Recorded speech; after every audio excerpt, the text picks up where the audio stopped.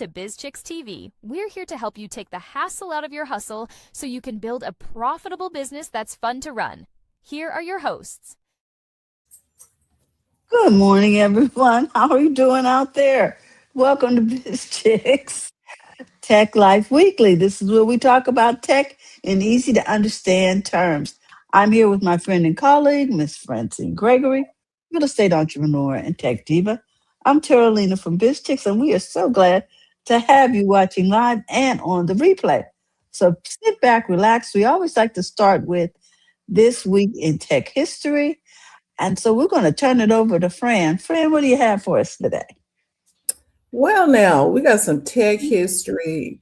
We like to share things in tech history that you may not have known about.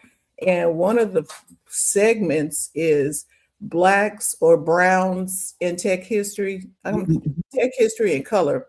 So we're going to talk about Fred McKinley Jones. He's a Black inventor and an engineer whose portable refrigeration technology changed food transport, medicine delivery, military. I'm telling you, just major. Wow.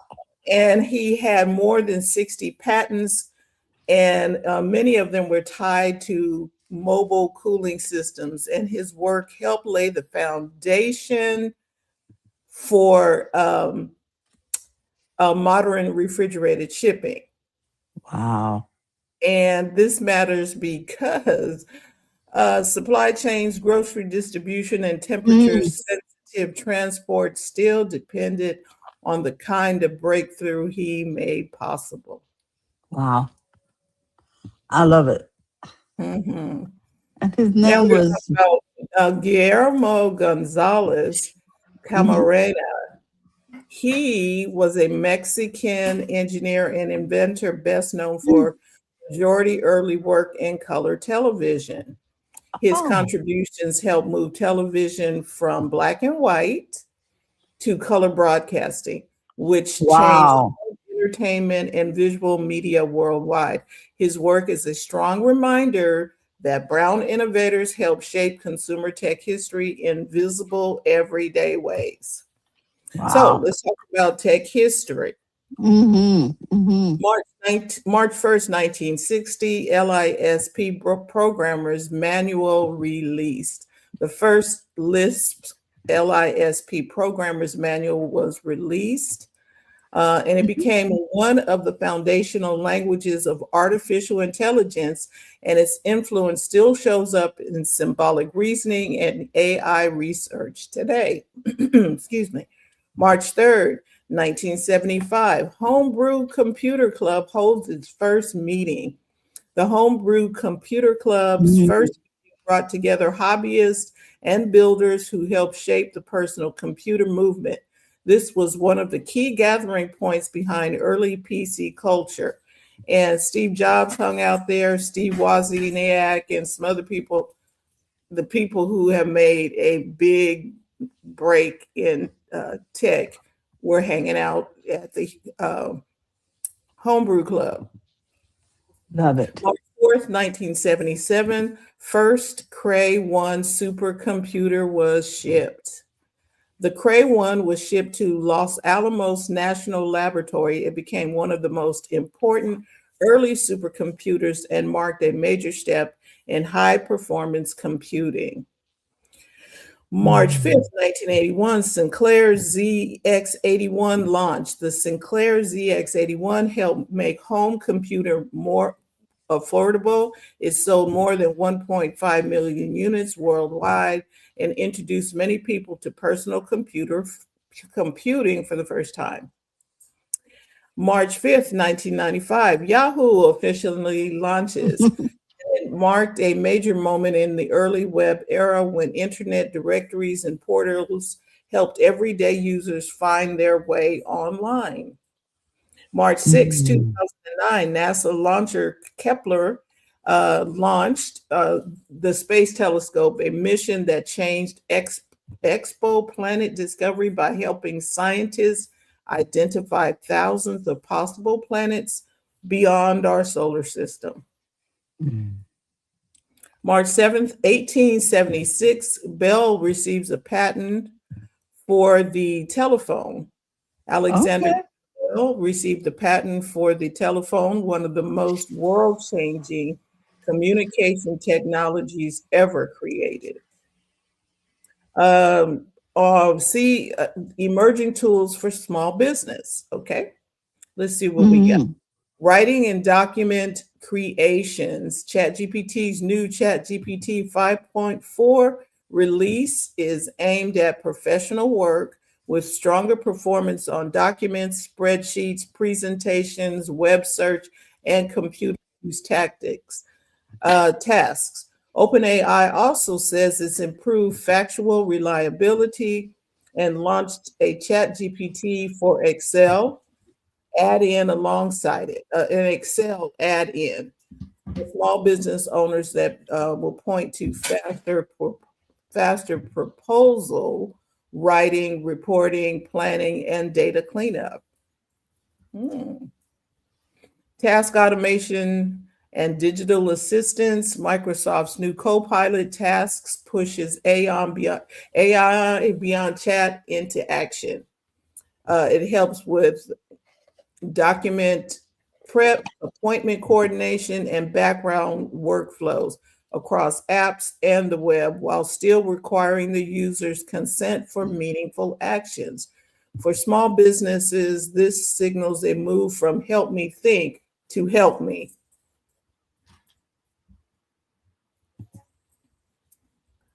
I like that. Help me think. Help me. Yeah. Make Yeah. it happen. Yes.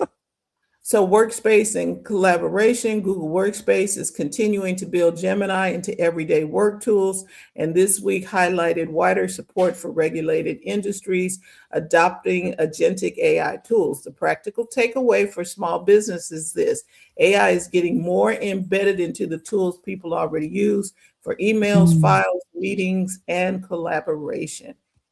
Wow. Advanced reasoning and coding support. Anthropic's Claude Sonnet is improved coding, long context reasoning, document work, and agent planning while keeping the same base pricing as the previous Sonnet tier. And this matters for small firms that need stronger research analysis and workflow support without jumping straight to enterprise level cost. Tech Okay. making history this week. Oh, OpenAI released ChatGPT 5.4 on March 5th, and OpenAI says it's the most efficient and capable model for professional work so far. And this is a meaningful current year shift because it shows AI tools moving deeper into practical business output, not just conversation. Mm. Microsoft introduced Copilot, and that was on February 26th, and it's putting it into the mainstream workflow. Let's see what else do I have on here. Okay, so we are becoming AI assistants are becoming operators, not just chat tools. And Google highlighted that with its agentic AI tools on March 3rd in the workplace that we just talked about. And let me think if there's anything else right now. I do believe, let me pause this. Let me turn on my do not disturb. Yeah, I think I need to do that. I just heard a dinging and a pinging. Yes. That's it for your week in tech history. Well, that was quite a bit. I mean, we went everything from the telephone, invention of the telephone, to refrigeration. Those are major strides in the Yeah. world of tech. Right. And again, we keep talking about how people are all, oh my God, AI. We have been doing AI. Come on now, when the refrigerator trucks can bring your stuff from one end of the country to In the the country. other without your food spoiling, that's AI. That's artificial And I intelligence. wonder when that actually came to be because Didn't that happen during World War II when we found out that we could implement those refrigerated cars, and Yeah, I think so.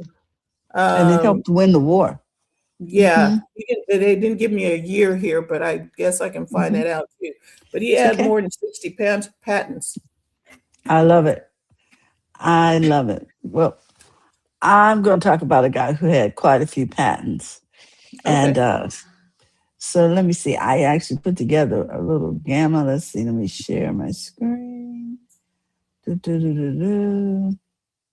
Yeah, I think that's him. Okie dokie. Oh, Dennis Weatherby. Can you guys see him? I see him. He was just an outstanding engineer. He helped protect the internet and build better technology for everyone. You know, we're always talking about um, doing better in terms of security. Who is Dennis Weatherby? He is a tech innovator and an engineer. He worked hard to make the internet safer and stronger for businesses and people everywhere. So, as a trailblazer, Dennis Weatherby was an African American leader in technology who used his skills to build companies that wrap around and protect our digital systems used by schools, businesses, and more. What did he build? He helped build companies that focused on internet security, technology infrastructure, the behind the scenes systems to keep everything running safely. So, what is internet security? It's the thing that keeps our data safe, protects our businesses. It makes sure its companies and networks don't crash or get hacked. And it helps companies keep their secrets and files. So, he was working on all of that. Tech is more than apps. Many people think tech means making fun apps, but Dennis showed us that protecting systems was just as important, and that's just as cool. So, the big lesson from Dennis: technology innovation isn't just about building new things, it's about keeping things safe for everyone who uses them. This matters because businesses depend on safe systems. I mean, I'm not going to use the internet to buy things if my transactions aren't safe. Millions of people use internet every day, and protecting tech is protecting people. So, Black pioneers in tech. Dennis is one of many brilliant Black engineers, scientists, and entrepreneurs that have been shaping our world for a long, long time. There's talent everywhere. We are active in space exploration, energy innovators, uh, coding teachers. So when opportunity meets talent, innovation happens. Dennis Weatherby proves that anyone can change the world through hard work, curiosity, and a love of learning. So remember this: he built companies to protect the internet. He showed the world what Black excellence in tech looks like. Talent is everywhere, and your story is just getting started. Now, I want to say a little more about Dennis, and that is that he was born in December of 1959, and he lived until 2007. He was only 47 when he died. But he was an innovator, a scientist, a university administrator, and he was a proponent of minority college student success.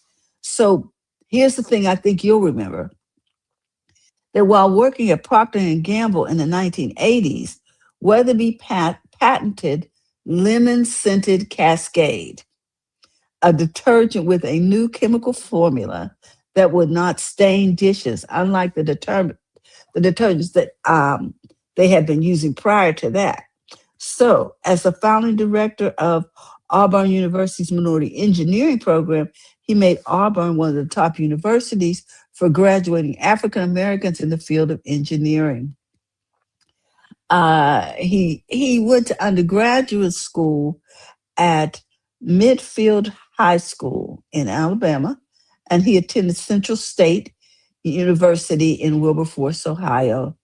But he's really known for what he did after he finished his studies. He after he got his chemical engineering degree in 1984 from University of Dayton. He got his master's from there. He began working at Procter and Gamble, and that's where we get these patents. So before his invention, pigments that were used were leaving stains on the dishwashers, stains on the dishes. So he and a fellow inventor, Brian Rosell, he received a U.S. patent, and that happened in December of 1987 for his breakthrough automatic dishwasher detergent composition. The solution serves as the basic formula. Are you ready for this? Behind all today's lemon scented cleaning products that contain bleach. That's a big deal. Let's see, what else did he do? Wow, this guy. Let's just say he really built up the community of Black engineers throughout the HBCU system. And the schools, he instituted Auburn University's graduate studies institution and became director of the school's new minority engineering program. There he served as a role model and advisor to Black and other young minority men and women, and also chaired external programs such as undergraduate science symposiums for showcasing students' research from 6 area colleges and universities. The Minority Engineering Program report stated that the minority first year freshmen and engineering students involved in the program from 1998 to 99 had outstanding results, and their GPAs were just record breaking, put it that way. So the thing that really troubles me, because I want to say this, because we talk about the fact that your health is so important.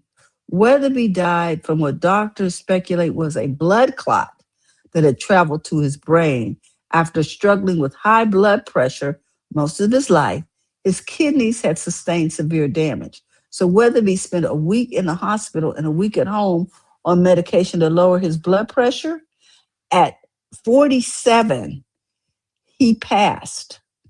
And according to one of his daughters, during his time at home, he hit his foot on a bedpost, and the doctors believe that that's how the clot formed and eventually caused his death. I say that to say we need to guard our health. Think of all of the engineers that never happened because he left early. All the programs that would have never happened had he never lived. It's just so important, people, to just change your small habits. We just came through February, which is Heart Month.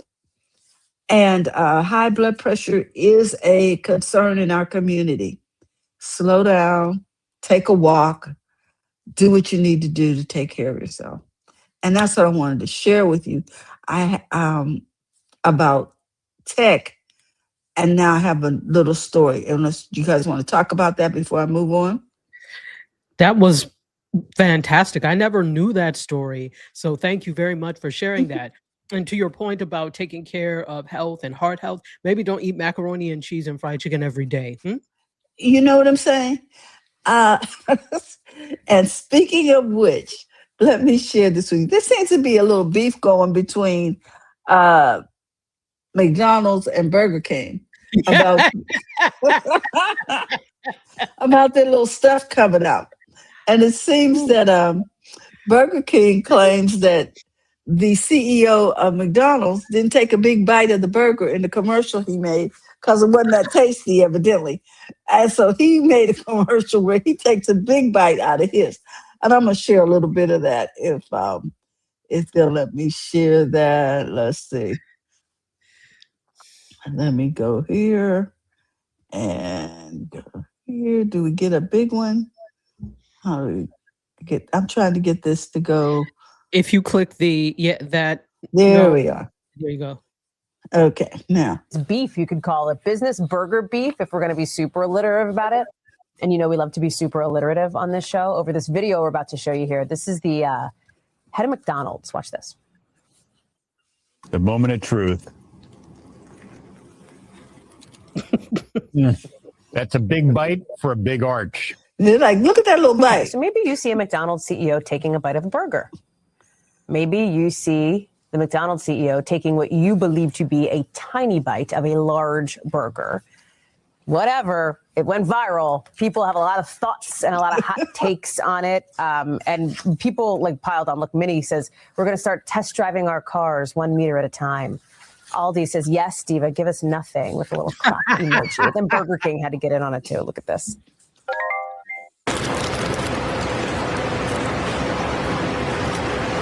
Not bad, right? Only one thing missing, a napkin. Emily Lorsch is following this one for us. Burger King's like, weird timing, coincidental to put that video out, right? Like, whatever. But this is so interesting because these are two massive companies. It's like the social media wars. It's the fast food wars. It's like all of it that's really front and center, probably all over everybody's algorithm right now. Absolutely. And this comes after Burger King executives said just a few weeks ago that progress has slowed on remodeling its U.S. restaurants. And really, the restaurant sector in the past year has really been working to figure out how to reach customers in such a hyper-competitive environment, many focusing on value meals and limited time offers. We know that for McDonald's, its promotion for the Grinch meals was extremely successful last year. Okay, so what do you guys think about this? Oh, may I? Yes. This is very interesting. First of all, it actually serves as a good distraction from everything that's going on. So we needed that type of humor. So if that means that two behemoth companies go at it, all for it. We will be in the Coliseum watching them fight. No Coliseum. No problem. So we needed that. The other thing is this. I can't say for sure whether or not these two CEOs actually make their products a regular part of their diet. I don't know that. Mm-hmm. But we could tell from the McDonald's CEO that he ran straight to Whole Foods after that to buy some beet juice to wash that tiny bit out of his bloodstream, I'm sure. But it also, this is the thing. It highlights something that when we see, this is your company, at least you're the CEO of the company, so it is your company. If we can't trust that you are going to eat it enthusiastically, why should we? Why should we? So, and this is the other thing. The only thing fundamentally different that I see on that burger is that, number one, they have like an everything bagel kind of seeded bun. Number two, I believe he said that there were like crispy shallots or something, fried onions in there. Crispy onions. Right. So I think that's the fundamental difference. Otherwise, that is just a Big Mac with a different bun and some crispy onions. So what is crispy onions? Does that mean onion rings? What does that mean? So crispy onions, I'm guessing they're like the French fried onion. It's the onions you put on top of the green bean salad. Green beans, yeah. Yeah, yeah. Is that what they mean? Like the straw? Yeah. Onion straws. Yes, exactly. And there are lots of companies that do that. So, for example, Shake Shack does that on their veggie burger. So this is something new for them, and I'm sure they've been doing all sorts of research into different play and what works, and they're like, people seem to like that as a topping, we'll put that there, but they may not like it now if you can't eat it. I don't want it. What I love is that all the other CEOs have jumped in, like Wendy's. I saw one today, it was the Waffle House CEO. Yeah, but he didn't show any food or eat any food. He stopped the fight. Like he was talking and getting ready to eat, and he said, and then he looked off camera and then started looking at somebody and said, "Oh, don't do that!" And then he ran off camera, and you could hear like fighting. And then he came back, and his shirt was on. Yeah, so his shirt was unbuttoned, and he was like, "Oh, sorry for that interruption." It was really good. That one came out today. Really quickly also, so Kev on Stage came out and talked about that because he often comments on things that are going round on social media. And so he actually said, you know, basically like, don't be so quick, other companies. White Castle, show us your CEO eating 3 of your slider burgers. Taco Bell, show us all that type of stuff, because these are people out. restaurants that they're like, don't laugh so fast. And so then people in the comments kept saying things like, Chipotle, show us that there's actually meat on your burrito, and all sorts of Taco Bell too.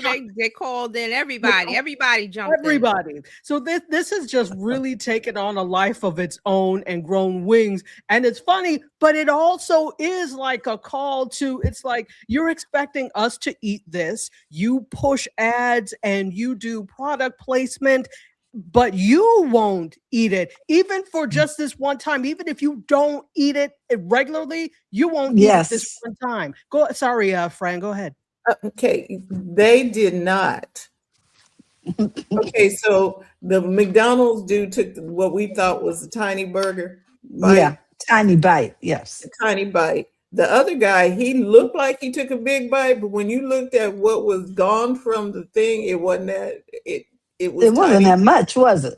No, he just looked like he was gonna bite. He just opened his mouth wider and took a small bite, which leads me to believe they do not eat them products on a regular basis. Okay, so no, they don't. And I was listening to one of my marketing podcasts today, and they brought up a really good point that a lot of people don't know, that when you're doing, and I know this, when you're doing commercials, you don't eat the product, you take a bite and you spit it's off camera, like, because they have to do like 20 takes. So you don't want to, they have to have 20 burgers, 20 bites. So they, they tell you not to eat it because you won't be able to, they won't get a good shot. So, so they were saying that could probably be it, but he still took a tiny bite. It's still not the problem. But that, I was like, yeah, I forgot about that they, you don't really eat it, and you for the filming of the ad, because you do so many takes of it. Now, here's the thing. I would buy that if it was actually an ad. This is not an ad. But not ad. They're doing, let's just say, making content, and making content, doing it industrial. Probably same people that do this, because this is McDonald's. They're not going to have a little iPhone. They're going to have a production team. So right, and so they made an ad trying to make it look like it was a social media post, because it looks like it looks like they took an iPhone. They didn't do that. It's McDonald's. They don't do that. They have a whole big multi-million-dollar set and all of that other stuff. So that was one of the things that came up today. I was like, oh, I forgot about that. But doesn't excuse his little tiny bite. It doesn't excuse that he doesn't. And his lack of enthusiasm. And he keeps a great burger. Right. And the two of them look like they could be brothers or something. I'm like, you look just like that dude. Exactly. All these CEOs are starting to look alike now. What was that? The Wayne I think they've always looked alike. Huh? Say what? Show? The brothers? Who? Yeah, the Wayne brothers had their little comedy show. And when you said the brothers, I thought of the thing. Oh, the brothers, yeah. Something every brother. They were trying to do like a parody. That song just popped in my head. So I remember the Wayne brothers had their little. I think it was Marlon and Sean had a TV show. Yeah, Sean they and did. Marlon. Yeah, the Wayne and brothers. Yeah. Oh, yeah. You know the other thing about this too, and I can't remember who brought it up, but the fact that they called it a product. Yeah, that's it. That's what I was going to say. Yes, as opposed that's not to the way you present it to the public. And how am I going to know the name of it if you give it that generic? That's product? Another signal that there's a disconnect between the CEO and their product, that he doesn't eat the burger. Exactly. So all of these little points point to McDonald's CEO does not eat the burgers. Yes. But my thing is, call it what it is. If it's the WD 45,000, then call it that. Exactly. How are we supposed to know the name of the new burger? And he's But it calling it doesn't the shock product. me. It doesn't shock me that the CEOs don't eat their product, because a lot of CEOs don't do anything. They have no clue what's going on. So it wasn't shocking to me. Everybody was like, "Oh my God, the CEO!" No, he does not eat the burgers. But it's also not delicious. He doesn't eat that. Like Dr. Shadi said, he went and got a Whole Foods something, He or went a sweet straight green to salad or a smoothie or listen. He went straight to what's that store in LA? Erewhon. He yes, went that straight to had Erewhon. $20 smoothies. He went straight to Erewhon and got himself a beet juice. pineapple cleanse smoothie right after this. He doesn't eat the McDonald's product. That doesn't shock me. I was like, what are you guys going on about? No, so it follows, should we either? Because if we think about where they've done this type of thing before, they don't always do this, but I do recall this happening sometimes where they talk about that. Yeah. Was that the chicken war? They did the chicken war. They did that. So they've done a lot of those types of things, but it all follows that these are processed foods. So this is what I would have done. Not that anybody cares, but guess what? You heard it here first. If you're doing something like that, I would say, look, this is the way we're going to do it. I will start with the commentary. Then we're going to bring in 4 other people to do this. We're going to divide this burger or whatever you want to call it in 4, and we will each take a bite of this. So that it seems like, so that you can actually talk about it, and having more than just you talk about it actually gives credibility to the fact that it's delicious. Now, here's the thing. You may have told them to say it's delicious even if you don't like it, but you've got 4 people there to attest to it. So in our minds, it's going to be like, okay, well, it can't be that bad because 4 people are taking decent bites out of it. And a bite out of a quarter of that burger, even if it's small, looks bigger than that huge gargantuan thing. So I just don't know who did that industrial for them or that piece of content, but that's how that should have been written. It's in-house marketing. It's disconnected marketing. Having the CEO do it was a bad idea. I agree with Dr. Tachi. They should have done something. Remember when Pepsi or Coke or one of them used to do the blind taste test, and they had the new Coke, supposedly real people to test the, this is A, this is B. They should have did that with having real people try this burger and not say what it was, and just have them try it and get enough positives out of that. No, they decided to, and this is in-house marketing, which is stupid. They didn't do any kind of, just throw the CEO in front of a biased camera. Well, see, TJ, here's the thing. They would have had to win that taste test. Oh, but see, there's a way to do it. You just have enough people eat it. That's not an issue. Right. But what I'm saying is it's better than having a CEO, which is disconnected anyway. He's disconnected, people. So to TJ's point, or you make sure the other hamburger is just really ugly. Don't taste good. Well, you don't even have to compare. I mean, I'm just saying, here's a new burger. We're doing a taste. This is what focus groups are all about. So just focus group. Simple. This is in-house marketing. That's stupid. They always have these stupid people come in for marketing. Who was the Bud Light lady that did the stupid thing? They always had these stupid people that come in. Like, keep it simple. Keep it simple. And so not to go too off on a thing on this, but this is interesting. I think that when they do these focus groups, that would have been an opportune time to kind of get something, because these are real people testing they don't want this that project. They don't want that. They don't want real just people. Watched something on YouTube, but I can't remember if it was Business Insider or what it was, but they actually did tests between the plant-based burgers and then an actual beef burger. Okay. Asking people which tastes better, which one do you think is the real, that type burger. Of thing. So that just got me to thinking, what could you do with that concept using this? even if it's scripted. I'm just saying, just from me, off the top of my head, I would not compare it because it's a new burger. I would not say it's McDonald's and have people eat the burger and then take enough content from how many, 3 or 4 people. You don't need a lot of people to like it. Say why they honesty. Be honest. Okay. All right. If they're and also you could do the B. I call the B side, where if you really, if they really got the right marketing people behind it, they take the B side of the people that don't like it. But you use that content in a way to be positive about the new burger. Because see, it's a new burger. See, that got lost in the sauce. It's a new burger. It really did. Well, instead of having, it's a new product. So instead of having the CEO, oh, this is the new burger, and all the stupid crap that he was doing, have real people do it. Because that's where we are now with content. Oh, so the CEO is not a real person. He's not.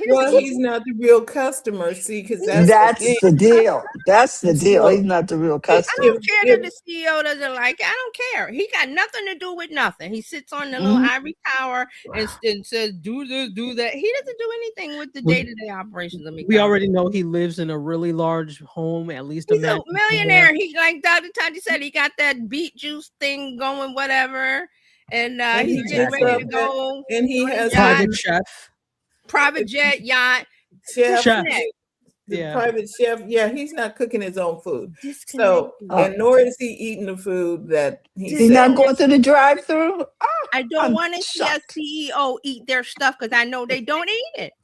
Well, it's disingenuous because it's a biased opinion. Yes, you're going to say everything you make is delicious. You're trying to make money so you can get paid. But here it is. He said all the right things, but psychologically, we're human. We saw the face, we saw the bite, we saw the reaction. You cannot fake the fun. You cannot fake all that. That's why you get real people, and you get enough to where you have enough positive reaction, 3 or 4, and then you give it to the content people and say, hey, run with it, Gen Z, millennial, whoever, whatever, do a Wendy's kind of thing. And if they should have got their target audience to do the taste, not yes. It's a new burger. It did not need to be compared to anything. It needed to be, here's a new burger, ta-da! But these people like, hey, Mikey, he likes it. That kind. Remember that commercial? With yeah.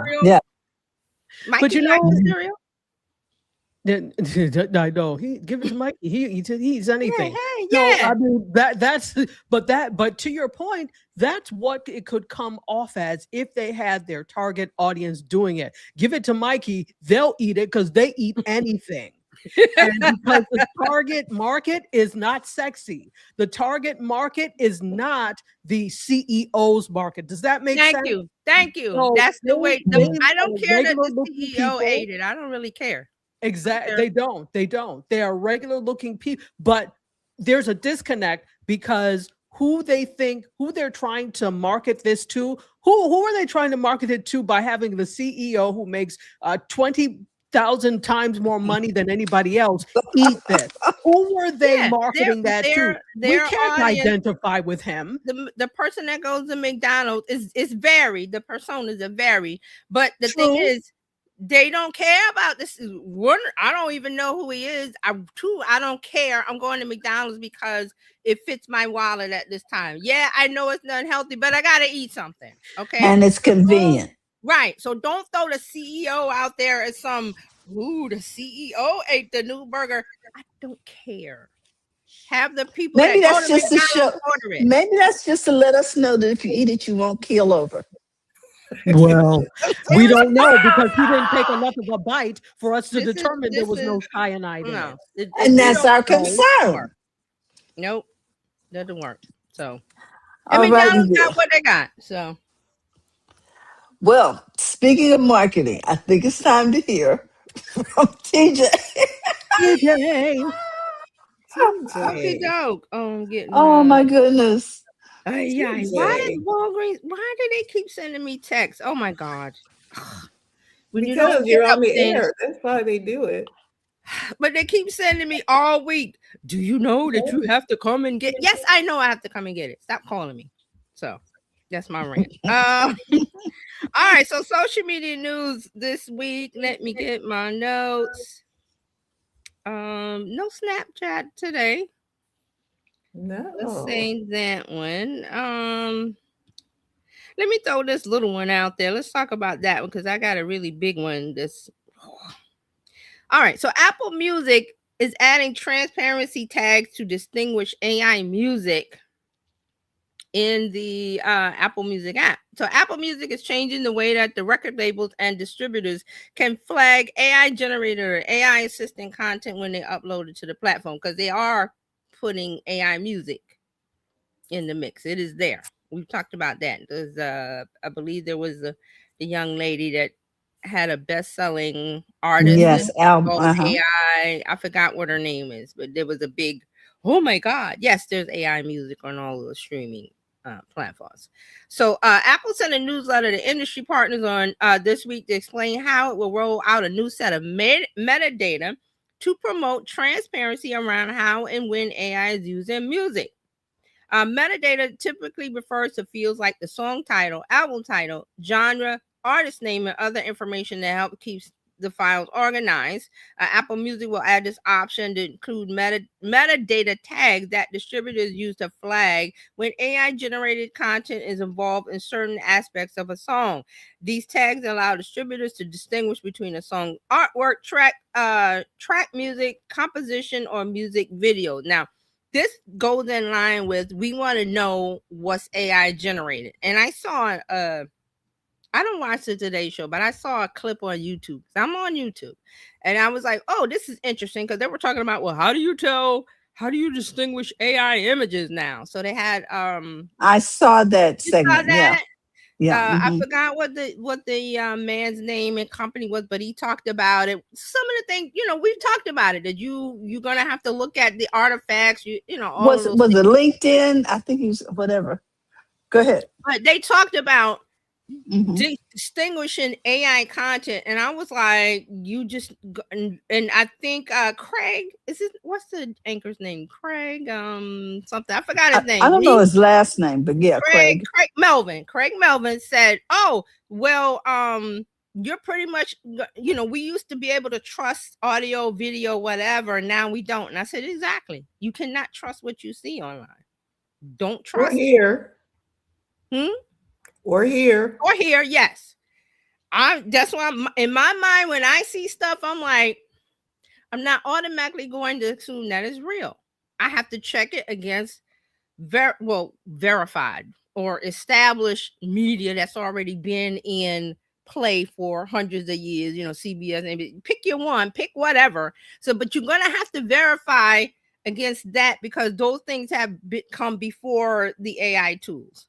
So basically it was like, I think Hoda was there, Hoda Kotb was there, and she was confused.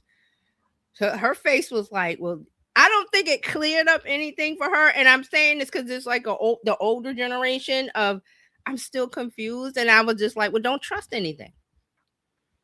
I say go with that. Don't, you see it with your eyes, or you hear, like, for instance, don't trust it. Go and let me verify. Let me take 2 steps. And I was like, a lot of people aren't going to do that because it's too much work. Well, then they should not complain when they get fooled by AI. Thank you. Or they get scammed. They get scammed. You have to, this is even before AI was rampant. You still should have checked at least 3 news sources before you believed or forwarded something. And people didn't do it then. They don't do it. They still don't do it. They still there, so they're not going to do it now. They're not going to do it now. So they can only blame themselves. So I mean, I saw Hoda's was the things that she was saying, I was like, she didn't get it. She didn't get anything new. Calvin, Craig kind of got things, but the gentleman that was there, I forgot his business. I was going to look it up, but he explained it like, you just going to have to look for things in the background and the artifacts and the fingers and the hands. I said, people are not going to do that. They're not going to be able to tell pretty soon by the fingers and the hands and whatever. So you just going to have to accept the fact that it's probably AI. Yeah, just lean over to that part and just like, okay, that's probably AI. Is this AI? don't just automatically assume because it's video, audio, picture, whatever, that it's real. You're going to have to verify people aren't doing that. And I say that because it's going to be on platforms like Apple and Meta. They're going to have to do self-identifying stuff. They're going to have to slap a good, I remember saying this years ago, a good housekeeping seal of approval on it to say this is genuinely the article or whatever, or this is AI. And we're moving towards that because yes, that was a helpful segment to those who got it, but it was confusing to some. And I was like, they're not going to take the extra step like Dr. Taji to verify verifiable sources. Right now. Yeah. I found the YouTube, Jim. Ooh. Can just put the link. I'm not we can watch it later. I can do that. Yeah, so there's I thought that was interesting. I just wanted to look at it to see what this gentleman was saying, and then I saw the anchor's expressions, and then Hoda's a little older than Craig. So I just looked at the reactions and I thought that's interesting because that's going to be how people are, where they're not going to look. Go ahead. Because some people, they are not even, I don't want to do nothing with that AI. Right. So those are the ones that are going to be fooled. Because they don't want to look at the AI stuff. Right. Okay, so and remember when it came out before, is it live or is it Memorex? Yes, that's what's happening right now. Yeah. So, but I wish they would have said, listen, we're gonna be honest with you guys. Don't trust any piece of media that you see until you verify it.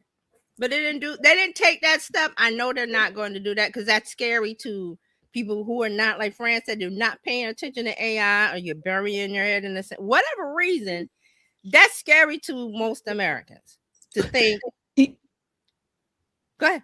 Oh, yes, you're right. It is very scary to most Americans. So two things.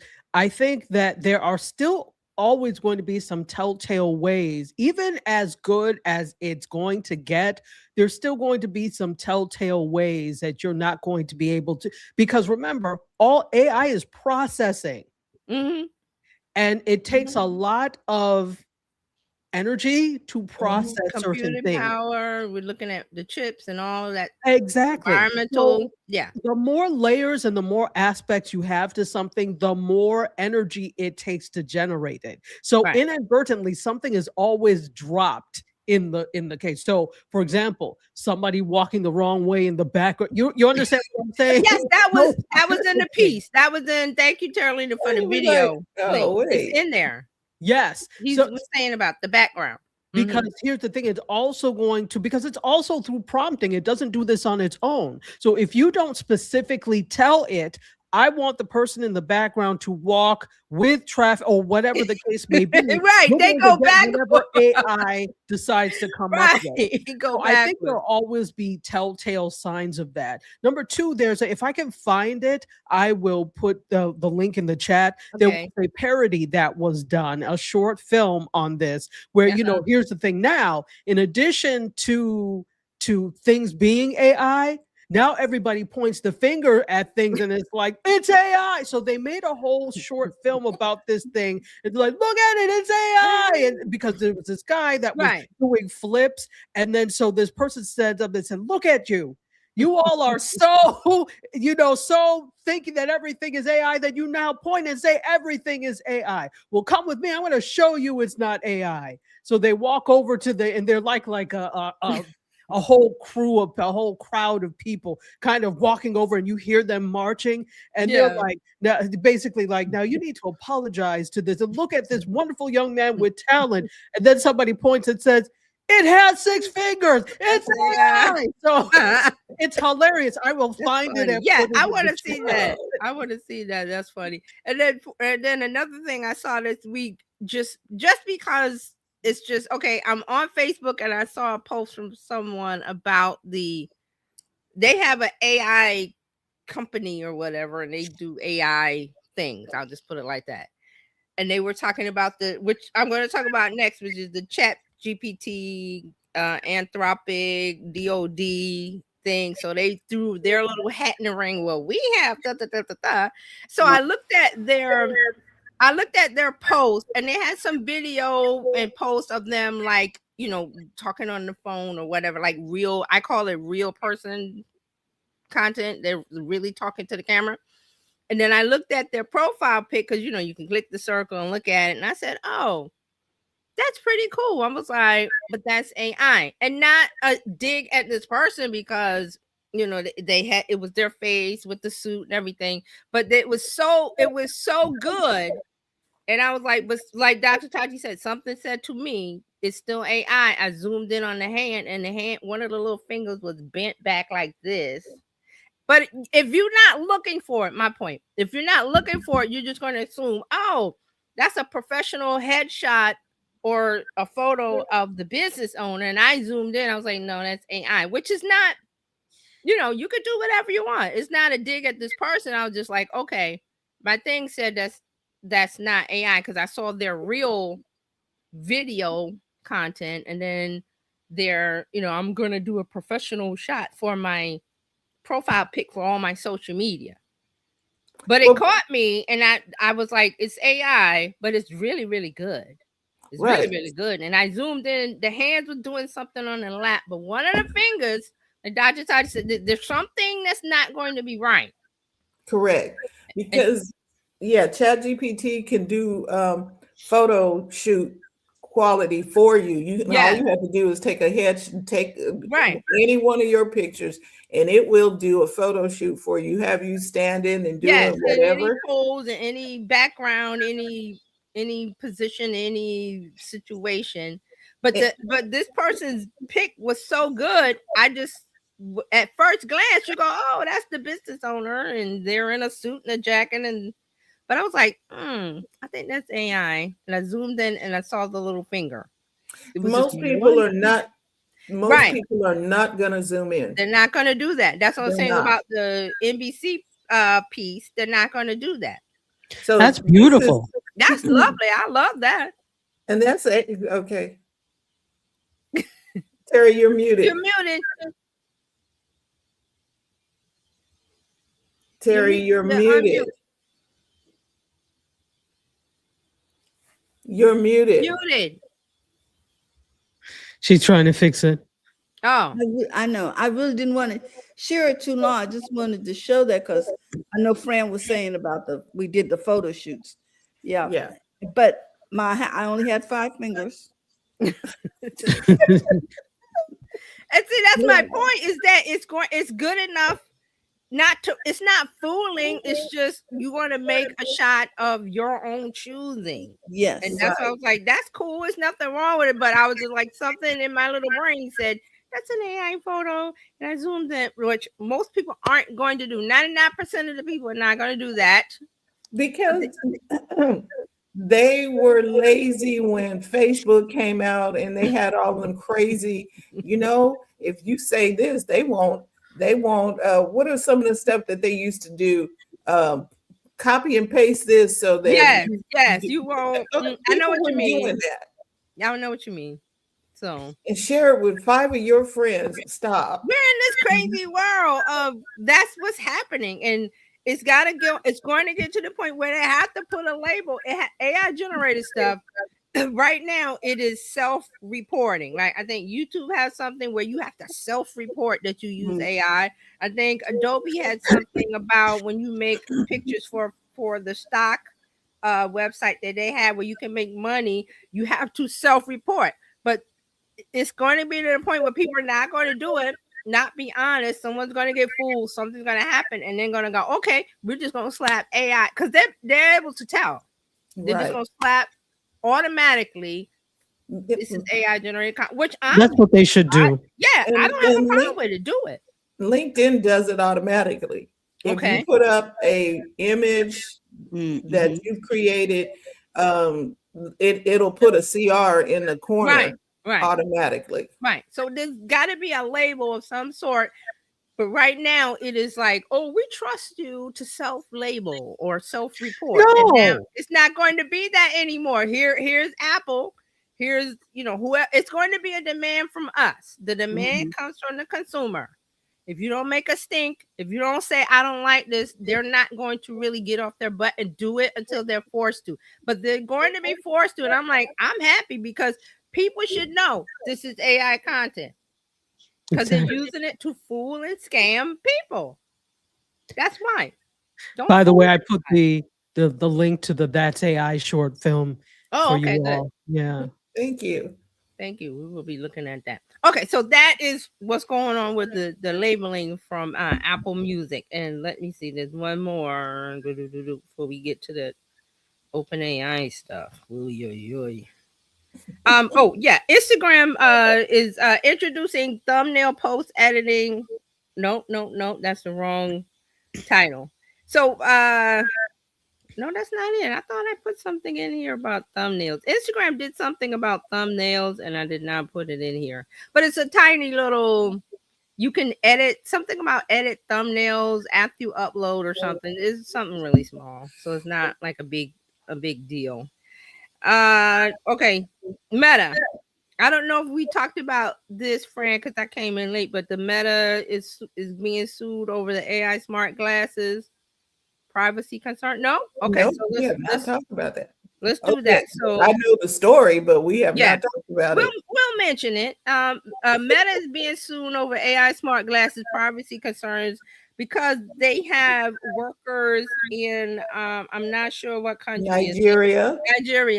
Real people looking at the video that you are broadcasting because that is in the terms of service with Meta. But most people did not know. The outrage is coming because they looked at the advertising that says,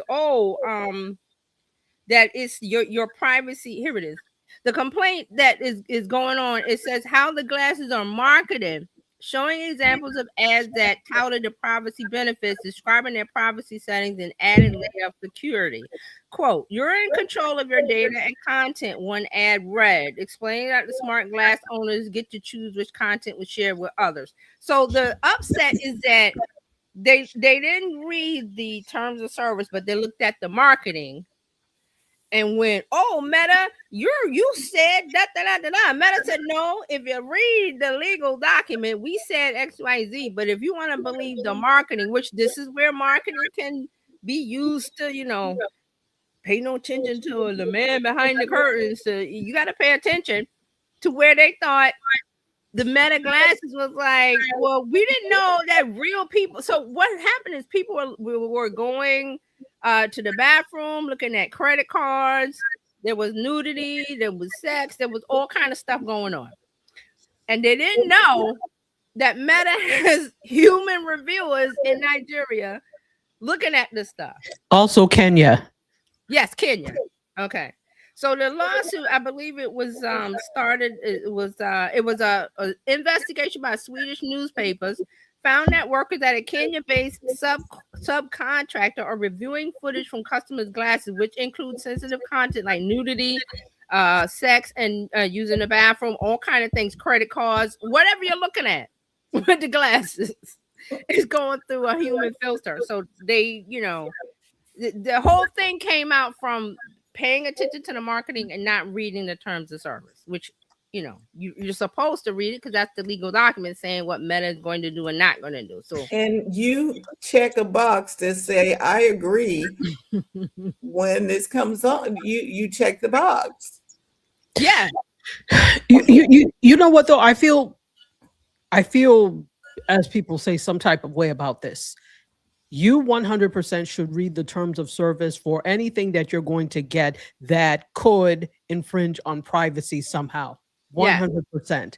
But I also think it takes nothing for you to put it someplace where people can actually see this. You wouldn't have this problem right now if you had done that. Meta knew full well what they were doing by burying it in the terms of service. Because how many people just honestly, if I have several cameras, a whole bunch of cameras. You don't sit there and think that they're going to be on all the time or turn on by themselves and start to record. That's essentially what this is. So they're smart glasses, but there is also a camera there. You just don't think about those types of things. Right. You don't even think about the fact that this could be something that's a reality. And let's remember, like with the Meta, especially with the Meta Ray-Ban glasses, there are lots of people who have prescriptions put in them. So they're wearing them as regular glasses, not thinking about that. Go ahead. Okay. So it's when they do a recording, that is what's being reviewed, not just because when you're wearing them, the recording is not happening. Right. It's when you start the recording. Correct. But some people, according to that article, also didn't realize that it was still on or whatever the case may be. So they're not thinking about that. So there probably needs to be, you friend, you have the glasses. How do you shut them off? How do you stop recording? Because it only gives you 1 minute of recording. You don't get like a long video. You got 1 minute of recording. And you can tell that it's recording because you got this little light blinking on the side of your eye telling you that the recording is going, and you hear it in your ear when it goes doo-doo and it's finished. Right. Okay. So it's 1 minute hard stop. Right. It stops on its own because it doesn't just continually go on. Okay. But what if you need to stop it? How do you do it? Oh, you just click, or you say, "Hey, Meta, stop," or either you click it on the on the armband, and you just go up and click it and turn it off. Right. So theoretically, it should not be recording. The problem is they have all this footage that shows. But see, here's the other side of that is that we live in a digital world. You must assume that when I'm in New York, I walk around the streets. I know that I'm being recorded. I know that. So I plan accordingly. We live in a digital world. This goes back to the other thing about the knowing the AI images, and people don't want to do that. Well, you have to get off your lazy butt, and you're going to have to assume I'm being recorded because you didn't stand up to when government was doing blah, blah, blah, or Meta was doing blah, blah, blah. Customer outrage is what changes things in America. And I'm going to say, the similar thing to this is I remember when my daughter was in elementary school and we had something with the teachers. I was talking to the teachers and they were, we were talking about a problem. And, go to the board of ed, because one of the teachers said, listen, the parent is the driver here. If the parent doesn't make an outrage or stand up, nothing happens. And I'm thinking, well, you're the teacher. She's like, no, you have the power. You have to say that. So the same thing here. We're the customer. We're the consumer. We have to say we don't like this. Make the fine print bigger. Make this, that. Do this, that. Meta's not going to do it on their own because they're a corporation. They're going to abide by whatever the governmental rule is, and you know what's going on now. So a lot of things are being relaxed for corporations to do whatever. So they're not going to take the extra step. And maybe it was that maybe we don't have live reviewers because Facebook used to use live reviewers for stuff. For the Facebook Live. When Facebook was reviewing stuff that you put up and whatever, it used to be live people were going in, looking at stuff and shutting down whatever you were doing, whatever. And they stopped doing that and they started using AI to do it. Right. Because maybe it needs to go back to AI. There's a cost factor for Meta in here too. AI is cheaper, and we're seeing that in all the industries, which is why the industries or business industries are looking at using AI to replace workers. Because I always say a business is here to make revenue and to lower costs. They're going to do that. They're not going to go, well, is this ethical? Is this that? They're going to dance the line that the government used to have for regulations. A lot of regulations aren't in place anymore or been lowered. So now the corporations can dance closer to that line of we're gonna make more money. We got that. That's why they love this guy. See, and so they could have started off reviewing the video footage with AI, but they didn't. Right. And I don't know. They went outside of the country. They knew this was gonna get out. Right.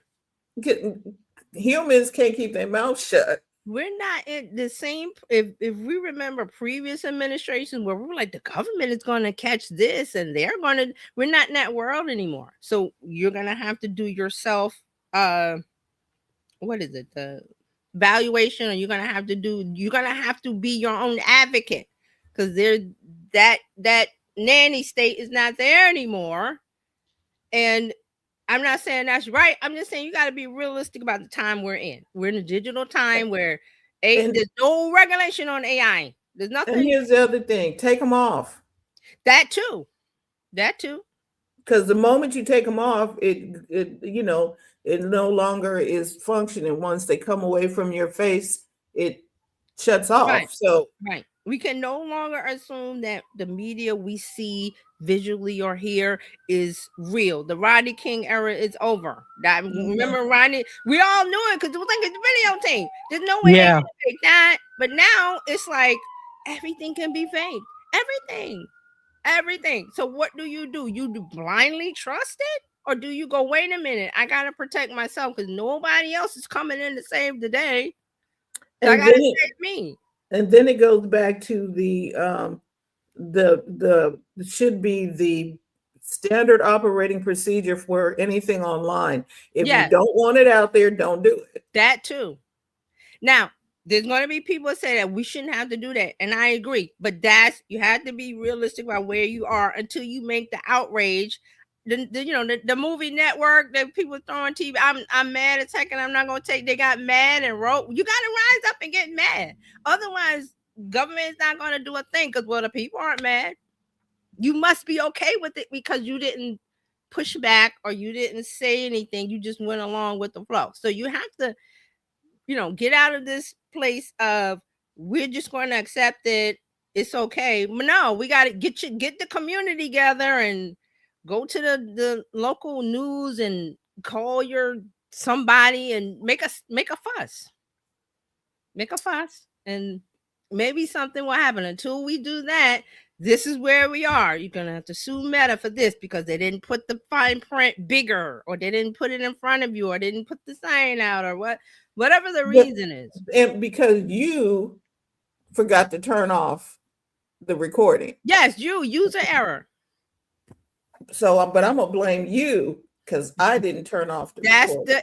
That's where most Americans are. We're going to sue because and we're like, yeah, okay, sue because something good may come out of it. But you also have your user, the part where you, the user, have to do your responsibility of. That's why they give you the terms of service. We don't read them, but they're there. That's the legal protection for these corporations. That's why Apple, when they do an update, they push it out, and you got to agree to it.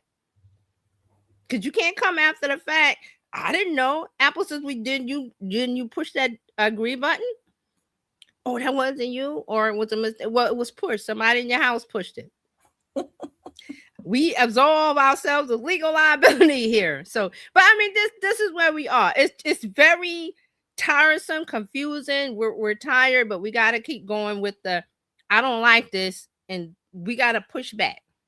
And enough people got to do it and say, that's not right. Make the print bigger, or don't say that in your marketing.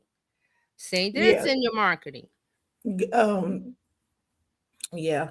And we used to have government agencies that were regulating that stuff, and they're not doing it. Yeah, because marketing used to be, you can go this close before you can step over the line. Dance the line, right? Yes, and they danced the line, but now. This person came in and was like, "Ooh, that line, let's erase that line." And corporations was like, "Yeah, because we're gonna get more money." That's all they care about. That's the truth of it. So people gotta wake up and face it. Like, but but we can do something. You have to speak out and get mad and get enough people, and don't just what can I do? A lot. You have a voice. So that's what's going on with Meta. We shall see what happens. All right. Before I get to OpenAI, I think I got one more. Speaking of lawsuits, tech investors are suing the Trump administration, accusing it of violating the TikTok ban. So they're saying there's a pair of tech investors. They're saying that the administration has failed failed to enforce a law that required TikTok to either separate from its China-based owner or face a ban in the United States, which it did not do. It was supposed to divest itself of ByteDance, and it did not. ByteDance still owns like 19% of TikTok. So there is a lawsuit that was filed in the Circuit Court of Appeals that asked the court to declare that the administration's multiple extensions to forestall the shutdown of TikTok last year were unlawful. Here's the quote, what they say. Such relentless violation of the law has harmed petitioners who have invested in companies that compete with TikTok's American operations. When the illegal sale was announced, petitioners suffered financially by sanctioning an unlawful deal. The government has created a legal impediment to petitioners' financial recovery. Basically, the government messed up their money and they're not happy. So this lawsuit was filed by the Public Integrity Project, a law firm that seeks to raise the reputational cost of corruption in America. So they're saying that this, TikTok deal is unlawful. So they're in the court. We'll see what goes with that. Where was your vigor for the law when all of these other things were happening? Because remember, all of these tech bros are cozying up to the administration and doing all these things and giving money and being in the so where was your vigor for the law and stuff then? Well, they weren't losing money then. Exactly. So that's all you care about. And you are transparent as a piece of cellophane. We can see right through you. And people want us to trust big tech. Don't get me wrong. Technology has made our lives so much easier. It's enabled AI. It's enabled this. But then money gets involved and everything stops being about the public good. And I think, honestly, we're tired of it. Yep. Because look what it's led to. Okay, so they're going to see Silicon Valley. You'll see. This is what they're doing. Like you're absolutely right. It wasn't a problem until I lost money. And now you want to be, and let's be honest, nobody could compete with TikTok anyway. There was no comparison until now. They messed it up. Yeah, until they messed it up. They messed it up. Yeah, so they completely obliterated it. I'm not even on there anymore. So there was no competition. The algorithm, the way people could go viral, the shopping. Instagram and their little stupid Instagram shop. You think you could compete with TikTok shop? No. Not in this country. Over there jealous. Instagram was like they wanted what TikTok had. Oh, they wanted it. Everybody wanted to be TikTok so badly. They wished it was a good ride. TikTok. It's over now. It and it didn't have to be over. But look, you know who doesn't care? China. No, because they're like, do whatever. We still got our little 20% or whatever you guys are doing. Plus, remember, over in Asia, their TikTok is not like completely different. One is chugging along, educational information for their children. They're happy. So they weren't squirming when they were told that they were going to shut down. They was like, okay, whatever. They didn't care. China plays the long game and everything, so they're like everything. If you haven't learned anything, learn that they alwa's play the long game. They don't care what you have going on. Yeah, it would be here 5,000 more. They're like, so what about we don't care? So, and the part of this is, especially with the TikTok thing, I think we talked about it when they first talked about the ban. I was saying, like, Americans don't care. They want what they want. They don't care. It's battery acid. I want it. And they drink it. Because they don't care. Whereas other countries, like China, they're looking at the long term of everything. Over here, like, we don't care about you or my neighbor or this or that. I want that thing. And I don't care if it's going to, with the fast food, there's a lot of food additives that are not banned over here, but banned in every other country. And then you go about healthcare, which we're not going to get into, but I'm just saying that there are things that happen over here in America that don't happen anywhere else. And outside of America, these people are looking at us like, what are you guys doing? Well, can I add to that really quickly? Yeah. People see that there are real repercussions to what they do. And they learn this with the one-child policy. So remember when China had the one-child policy? Mm-hmm. Yes. That was like the 80s, I believe. Yeah. So you couldn't have any more than one child. Right. But then what ended up happening? So you couldn't have any more than one child. And at one point, the male children were really prized more than female children. Yeah. So now you have a whole bunch of male children and you don't have enough people to work and do things. So they upped this like, right. Okay, now it's 3 children, right? And I don't even think that's that hard of a hard stop. Yeah. Now they can afford it. I think the whole reason of putting that hard stop was because China was was in poverty at one point. So it's like, okay, we can't keep doing this. We can't have all these. They were billions of people. So we can't keep doing this. So now that they've gotten that under control and they are really the #1 economy, that's not an issue anymore. So that doesn't really stand. But they learned that when you because now they have this crisis too of so many like male, because this was the 80s, right? Yeah. So now you have the 70s and 80s. Yeah. 70s and 80s. So you have a whole bunch of, older children that are in their maybe late 30s, and 40s that now they don't have prospects for marriage. They don't have they don't. There are a lot of issues. So they saw how their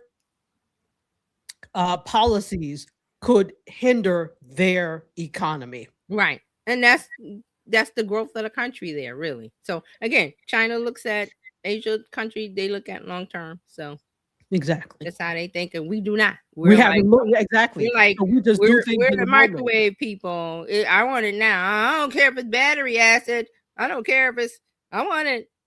Okay. China said, okay, here you go.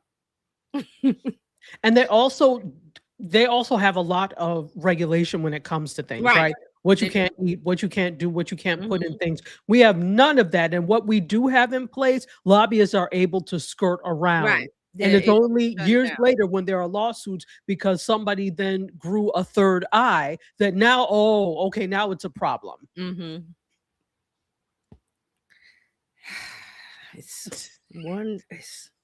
What do you do? So okay. All right, so let's get to the last big story. Have you heard Quit GPT? Yes. Hashtag Quit GPT. Oh, yes. Charlita. No. Hashtag Quit GPT. Hey, all what? right. Oh, yeah. So there's been this growing conversation of quitting OpenAI's ChatGPT and going to Claude, or one of the, Claude was the main move over to, but people are talking about Gemini and this and that. So, but this happened before the news that I want to tell you about with the government and OpenAI. This was happening before. Okay. But now because and let me tell you, the original Quit GPT, it was because it was a political donation. The OpenAI president, Greg Brockman, made a $25 million personal contribution to MAGA Inc., a pro-Trump super PAC. So that was the whole impetus for, the OpenAI president did that. So, I'm not going to give you my money. I'm moving over. Okay, so it was quietly growing that way. But then here comes Sam Altman announcing, hey, we got a deal with the Department of Defense to provide AI services, blah, blah, blah, blah, blah. And, there's details. I won't get into it. But that was like, people were like, oh, heck no. I'm really leaving Quit GPT now. They even have a website. Let me bring it up. I want to show it to you. So it was a slow growth, but now because of the whole OpenAI is in bed with the DOD, Department of Defense, people are now going, oh, we're leaving. Let me bring this up. I thought I had it. It's quitgpt.org. And let me share so we can all see. It's been quite the week. Quite the week. All right. Can we see that? Yeah. Oh, 2.5. It was 1.5 million. Now it's 2.5 million have taken the action, the boycott of switching from ChatGPT to one of the others, but people are going to Claude. So you can go here and commit to it, and you're going to take a stand and share it online. All right, quit GPT.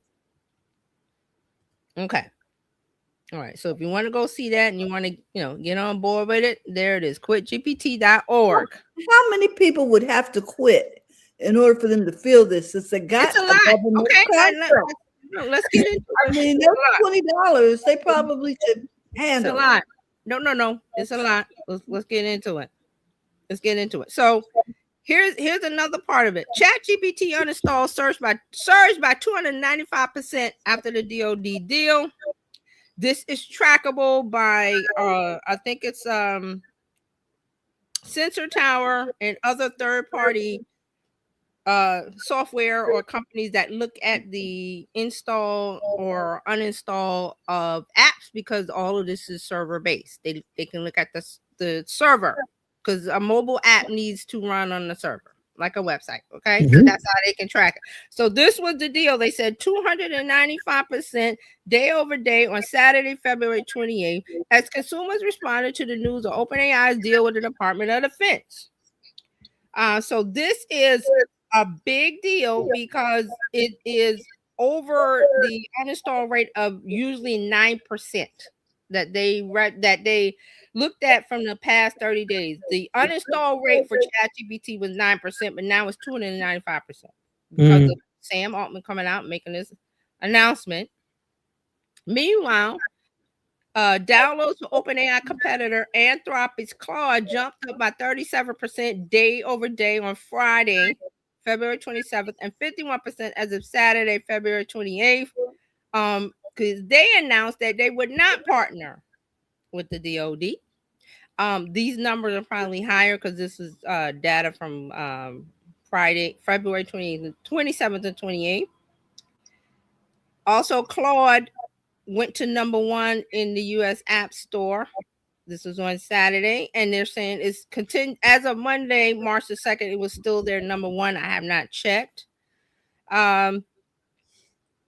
Consumers are also sharing their opinions about OpenAI's deal in the app ratings, because you can go to the mobile app store and you can let your feelings be known by rating an app. They're leaving all 1-star reviews for ChatGPT.